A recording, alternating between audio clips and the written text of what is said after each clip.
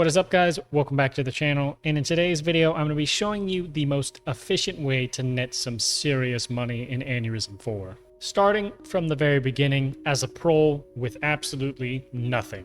No anamnesites and no credits. But before we get into the guide, let's talk about some testing that I did. What I did is I went into a private server and tested out every single job a pro can do in this game. And what I discovered is that the Wartime Factory event will net you the most money, as I'm sure nobody's surprised to hear, followed by the Distillery, then the Metalworks, then the Ration Factory, then the Laundromat. How did I test these? Within that private server, I was able to manually reset every pay cycle. A pay cycle is 20 minutes long. Now within that 20-minute time frame, I performed each of these jobs as if I was a freaking Olympic level athlete with a gun to my head. And what I found is what I told you guys earlier, that Wartime Factory pays the most, followed by Distillery, Metalworks, Ration Factory, the Laundromat. So if Wartime Factory isn't active, I would recommend just working your way down that list. Another thing I discovered during this testing is how you can determine how much money you'll get before the pay cycle even hits. All you have to do is look at the amnesite percentage you get, take off the 0, and that's how much cents you'll make. 20% amnesite gain, 2 cents. 80% amnesite gain, 8 cents. And so on and so forth. So what I discovered is basically everything is worth 2 cents per time you put it in. You put a bottle inside of a crate, 2 cents. You put an ingot inside of a crate, an axle, or a plate, all worth 2 cents. You put in one piece of folded laundry, it gives you 10% amnesites, so you get 1 cent from that, and you can just apply this to everything else. The biggest boost I saw was whenever a corpsman turns in a parcel into the farm distributor, they get 160% amnesite cents boost, which means you get 16 cents from that. So just take off the 0, and that's how much money you get for the action you just performed. Within the 20-minute time frame, I found I was able to do one full set of 6 crop plots, turning in all the bottles in within that 20-minute period, but it required me to use 2 distillers to do that. So what I did is I dropped 3 of the bags into one distiller and 3 bags into a different distiller and heated them both up at the same time. Now, as you're doing these jobs, just don't be a robot and mindlessly perform them. Always be listening and observing the area around you, because there are always opportunities in the city of Aneurism IV to make money. You see a fight break out down the street, maybe run down the street and check it out. Maybe you can loot a corpse and get yourself a lung puncher. You can sell those for some really good money. And there's opportunities that take place like this all the time throughout the city, so stay vigilant. Money is out there to be made, and damn it, you're here to make it. And while you're doing these jobs, you might also want to try to curry the favor of the Cortex guys, because if they give you accommodation, it gives you a credit boost at the end of a pay cycle.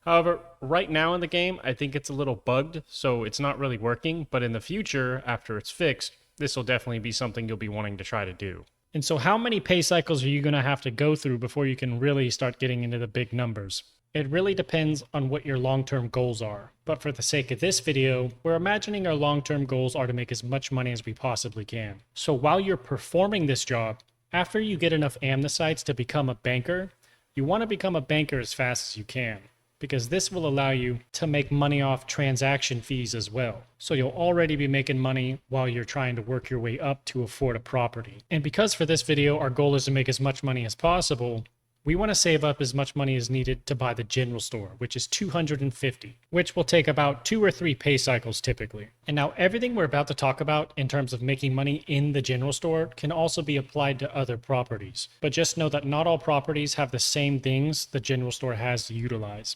For example, most properties do not have a workbench. A lot of them have a kitchen instead of a workbench. But I think the workbench is better in terms of making money than the kitchen is. So that's why I choose the general store. So whenever you first open up a store, you're going to want to set up as many revenue streams as you possibly can. And the first one is going to be the most obvious one.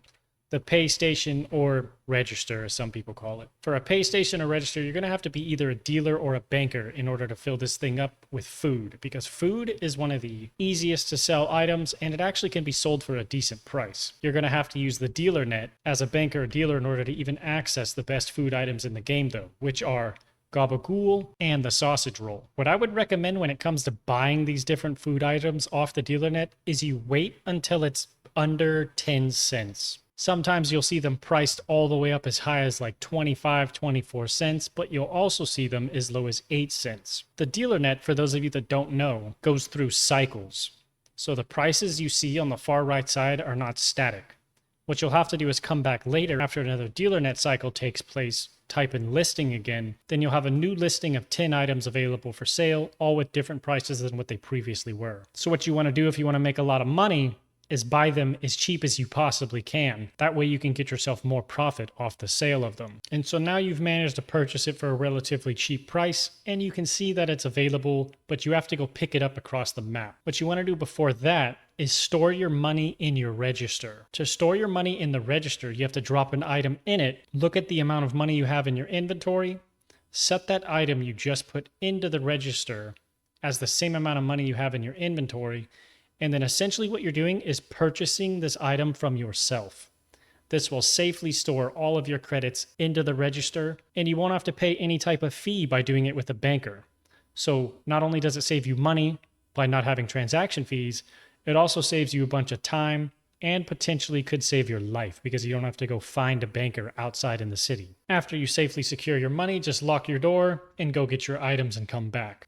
Place all your items in the register, and what I like to do is just kind of check around the city for prices, what people are selling their food for, and I'll just kind of match their price. Because the last thing you want to do is be known as the guy that's selling food for a ridiculously high price and then just become hated by everybody on the server. It'll just make business harder in the long run. So don't be too greedy whenever it comes to setting the price of your food you're selling. After you have your register set up, now you're going to move into setting up your next stream of income.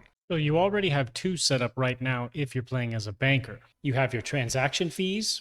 Whenever people withdraw or deposit with you, you get a percentage fee that you set. And now you're selling food as well. So there's two different revenue streams right there. And so for the third revenue stream, what I recommend you do as a banker is get yourself a Capitron 3000. So a Capitron 3000 can be a little bit difficult to make sometimes just because it's hard to get all the items. But because you have the general store, at least you can safely craft it in the back after you get all of them. What I like to do to get these items kind of faster is I'll spend a little bit of money to buy them off different stores in the city or off players in the city for a cheap price if they're selling it at a reasonable price. If not, you can always buy things off the dealer net too, but you'll want to wait until it's cheap, kind of like how whenever you bought the food. After you acquire all those items, you'll craft your Capitron in the back, and bam, your third revenue stream is now set up.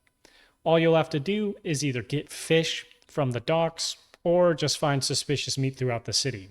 Sometimes I'll even offer to buy suspicious meat off people, but if I were you, I wouldn't spend more than 2 to 3 cents for suspicious meat because it's just simply not worth it at that point in terms of the return you get from the Capitron. Now that you have your Sun/Capitron printing you money, your third revenue stream is now established. Let's move on to your fourth. And now we're looking at the workbench. And the workbench is where you could make some very big deals. I mean, I'm telling you, I've sold guns for 100 cents before. That's a lot of money just for a single gun. But you can't just simply craft guns with the workbench. You have to get gunsmithing tools. How do you do that? The dealer net. So you'll just use the same method to acquire that as you did to get the food from earlier. Unless you're willing to take a little bit of a risk.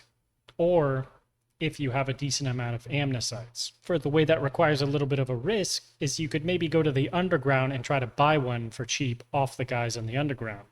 How about 5 suspicious meat that will allow you to become a zealot?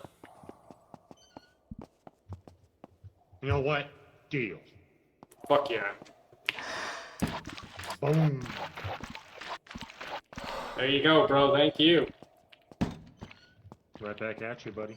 It's risky because, they might kill you, and then you lose all those amnesites you just spent becoming the banker. The third way is if you have a ton of amnesites to burn.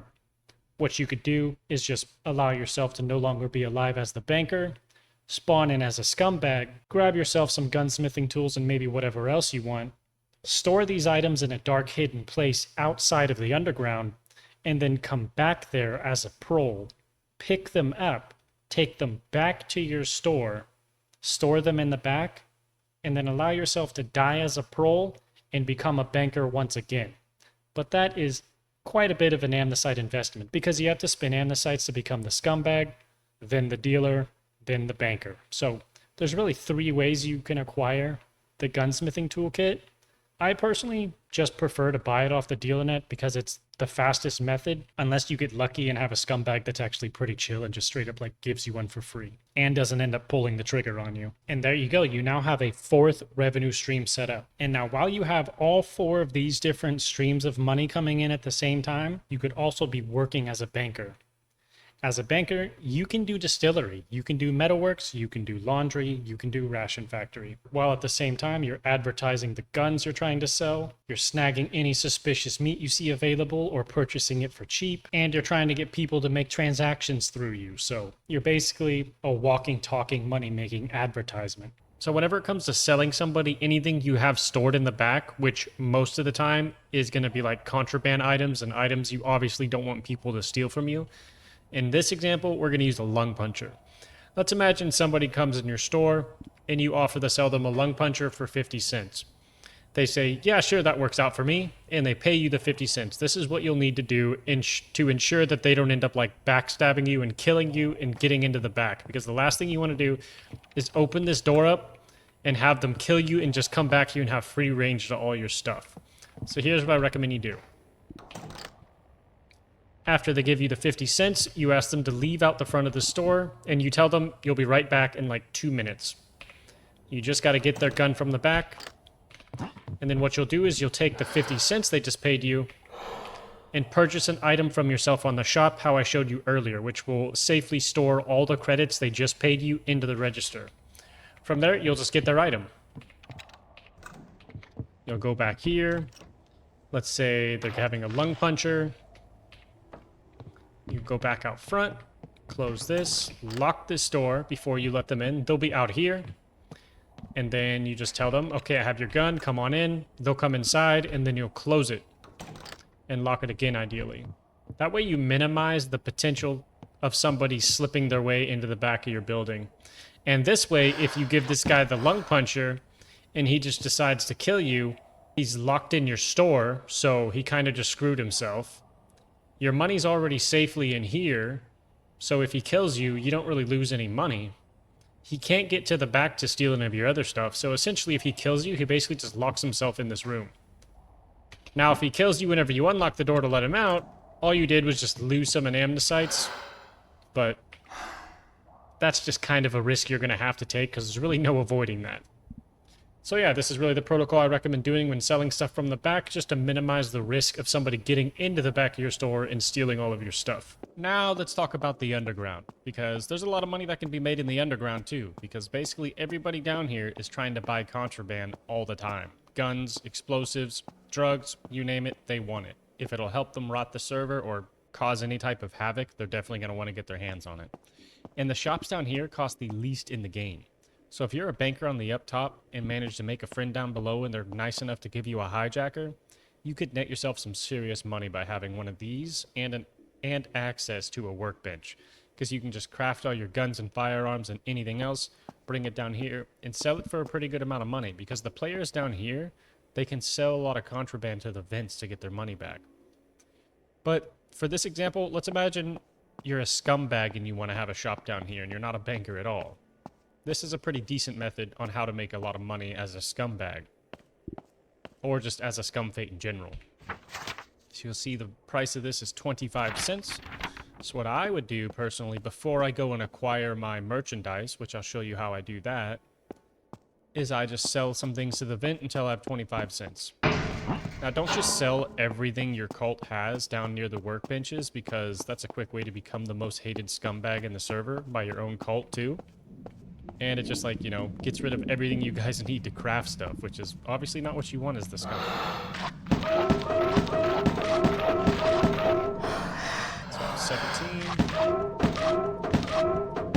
There we go. Now I have 31. Now I can afford it. And with the leftover money, buy some skull sterling. Skull sterling is one of the best methods to make money as the scumfates, because you're literally in control of the rot.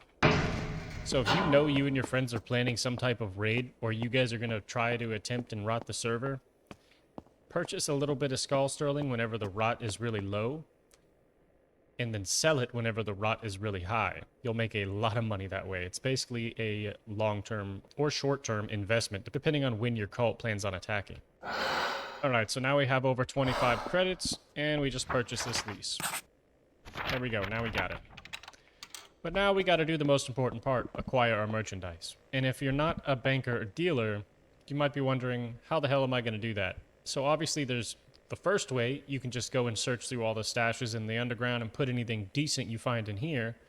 Or you can do it the second way, which in my opinion is more fun, and you can find some very valuable stuff this way pretty easily. And I'll show you kind of a clip to demonstrate what that is.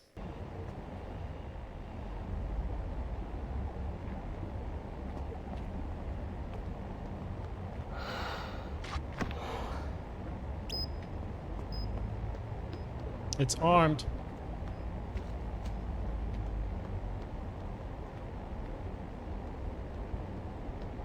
Okay, there's the nearest stabilizer. There we go, they're both open.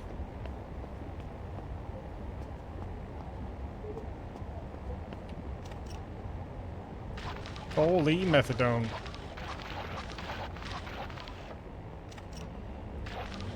Holy shit. Yo, these workshops got some shit, guys. Come loot them.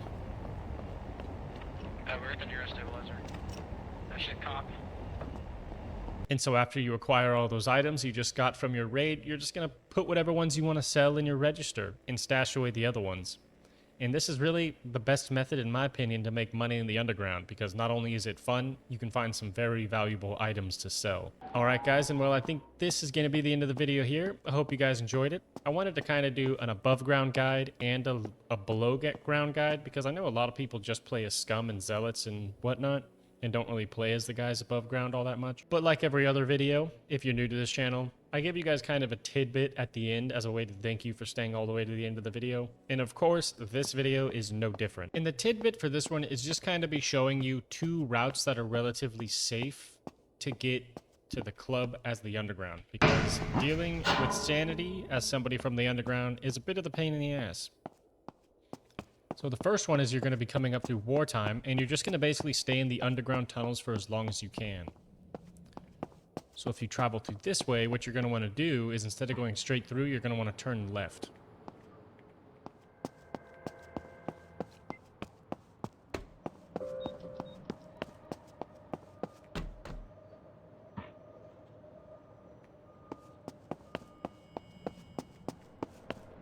Then you'll kind of third person peek this, move up to this spot.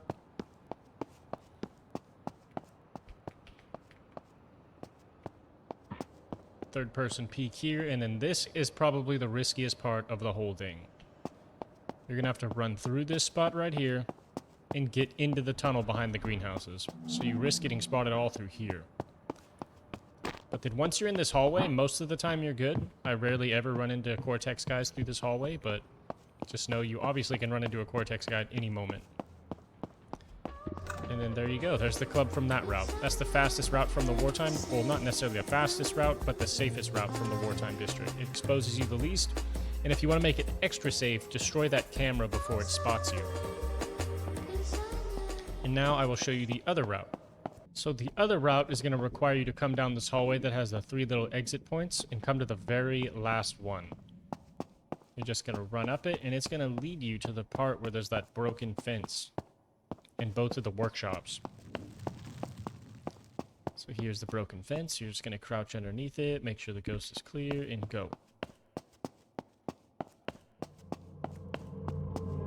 You need to be aware that there's a camera right here, so you could destroy the camera.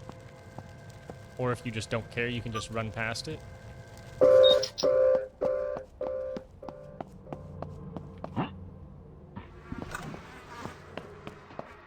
And personally, I think that route is my favorite route,